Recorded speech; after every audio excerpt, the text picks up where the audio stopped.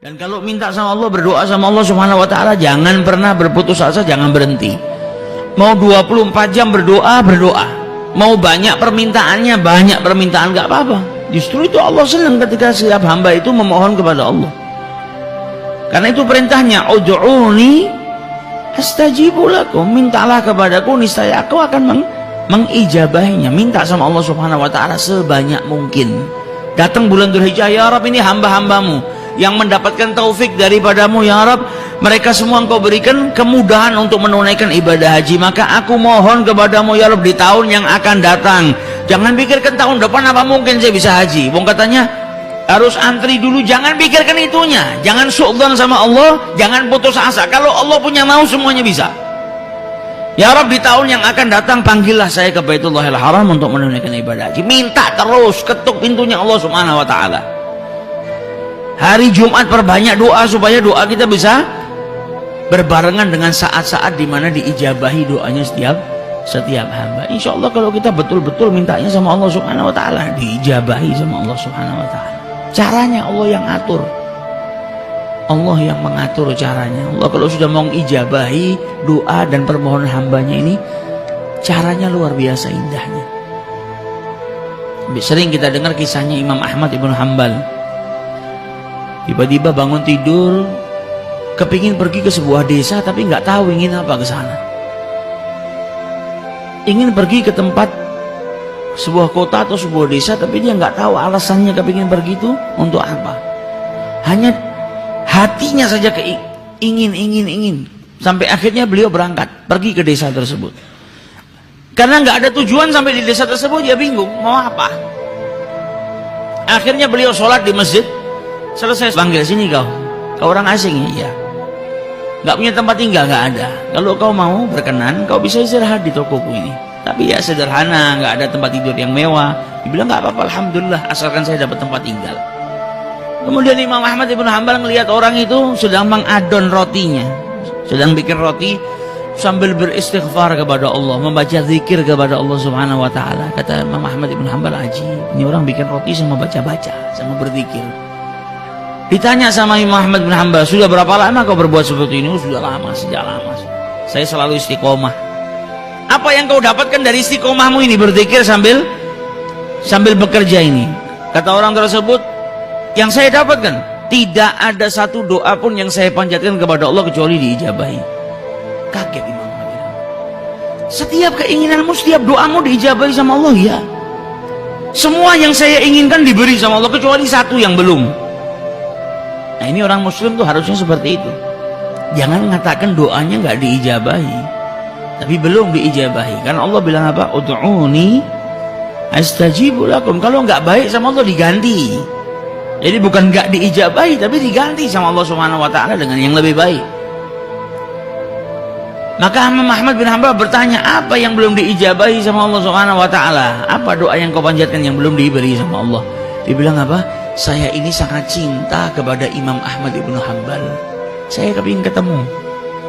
Sampai detik ini tapi saya belum ditakdirkan oleh Allah Subhanahu wa taala untuk berjumpa dengan seorang ulama besar yang namanya Imam Ahmad ibn Hanbal.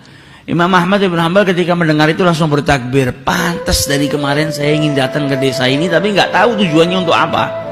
Nggak tahu kenapa hati ini terdorong ingin pergi ke desa ini. Nggak ada tujuannya. Ternyata hati saya digerakkan oleh Allah hanya karena Allah mau mengijabahi doanya pembuat roti ini. Ini yang berdoa sama Allah dikasih keistimewaan apa? Gak perlu dia pergi jauh-jauh ke kotanya Ahmad ibn Hanbal. Gak perlu dia bersusah payah untuk berjumpa dengan Imam Ahmad ibn Hanbal.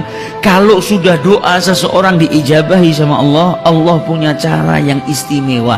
Imam Ahmad ibn Hanbalnya dikirim ke togonya, ketemu gak pakai susah. Nah, ini doa kalau sudah kita panjatkan diijabahi sama Allah istimewa. Bahkan beberapa tahun yang lalu ada kisah yang luar biasa, mirip seperti kisahnya Imam Ahmad ibn Hanbal, yaitu seorang dokter di negara Syria, di negara Syam, namanya Dr. Hisham. Dr. Hisham ini dokter yang ahli di bidang tulang atau saraf. Jadi dia paling istimewa di Jazirah Arab. Setiap orang datang dari luar negeri untuk berobat sama si Dr. Hisham ini. Sampai pada suatu saat Dr. Hisham ini mendapatkan undangan seminar tentang ilmu yang dia dalami. Naik pesawat baru terbang beberapa waktu, ada gangguan cuaca yang buruk mengharuskan pesawat itu turun di bandara terdekat. Maka akhirnya dengan terpaksa pesawat itu mendarat di bandara terdekat. Dia tanya sama yang jaga bandara, ini kapan kira-kira pesawat ini bisa diterbangkan lagi? Oh, mungkin bisa makan waktu 9-10 jam, bisa sampai 12 jam karena cuaca buruk. Dan ini bukan bandara komersil yang di situ banyak pesawat mundar-mandir. Rumah yang sudah jelek, sudah rapuh. Dia berhenti, dia ketok pintu rumah tersebut, yang buka nenek tua, wanita yang sudah lanjut usia. Ditanya sama Dr. Hisham, apakah kau punya telepon di sini? Saya ingin mengabari tempat saya yang saya tuju itu karena saya saat ini tidak bisa melanjutkan perjalanan. Kata nenek tadi, saya nggak punya telepon, saya orang miskin, nggak punya apa-apa. Saya hanya punya teh dan sedikit makanan. Kalau kau mau silakan masuk. Saya berikan teh dan sedikit makanan untuk menghangatkan dirimu. Maka masuk Dr. Hisham, duduk, minum teh, dikasih makanan. Nenek tadi kembali ke kursinya. Kemudian di kursinya dia berzikir kepada Allah, berdoa kepada Allah Subhanahu wa Ta'ala. Dilihat sama Dr. Hisham, luar biasa ini nenek. Di malam hari dia duduk, dia berdoa kepada Allah. Tanpa Dr. Hisham sadari, ternyata di sebelah nenek tadi ada anak kecil yang terbujur kaku. Ditanya sama Dr. Hisham, ini anak sebelah kau ini siapa? Oh, ini cucuku. Mana orang tuanya? Orang tuanya sudah meninggal. Bapak ibunya mati sudah, yatim piatu. Ini anak saya yang rawat dari kecil. Ditanya sama Dr. Hisham, kenapa anak ini dari tadi saya lihat gak bergerak? Maka dijawab oleh nenek tadi, ya anak saya punya kelainan, ada penyakit di tulangnya atau di sarafnya yang menjadikan sekujur tubuhnya gak bisa bergerak. Dan kata orang-orang di sini gak ada yang bisa menyembuhkan penyakit anak saya kecuali dokter terkenal namanya Dr. Hisham, ada di negara Syam. Tapi apalah daya, saya orang miskin, gak punya apa-apa. Untuk pergi ke kota yang dekat saja saya nggak mampu, apalagi naik pesawat ke negara lain ngobatkan cucu saya nggak mampu. Tapi saya punya Allah. Kalau Allah sudah punya mau, nggak ada yang nggak bisa. Makanya saya terus mohon kepada Allah Subhanahu wa Ta'ala. Maka Dr. Hisham mendengar ucapan nenek tadi, badannya gemetar. Ya Allah, ternyata pesawat nggak bisa melanjutkan perjalanan, turun di bandara darurat. Saya naik mobil pun nggak bisa melanjutkan perjalanan, diberhentikan sama Allah di rumah nenek tua ini. Ternyata semua kejadian ini hanya untuk mengabulkan doa nenek tua ini yang tidak pernah berputus asa memohon kepada Allah Subhanahu wa Ta'ala. Jadi semua yang saya lakukan ini ternyata hanya cara Allah untuk mengabulkan doa si nenek tadi. Nah, ini istimewanya orang kalau sudah doa, nggak perlu mikirkan caranya kita orang. Ini nenek gak perlu ngumpulkan duit, gak perlu terbang bawa cucunya susah payah, gak perlu mengikut antri dapat nomor sekian supaya mengobatkan cucunya. Dokter Hishamnya dikirimkan oleh Allah Subhanahu wa Ta'ala ke rumahnya. Maka dari itu jangan putus asa. Kalau kepingin berangkat haji, jangan matematika. Dari mana uangnya? Dari mana uangnya? Minta sama yang punya dunia dan seisinya.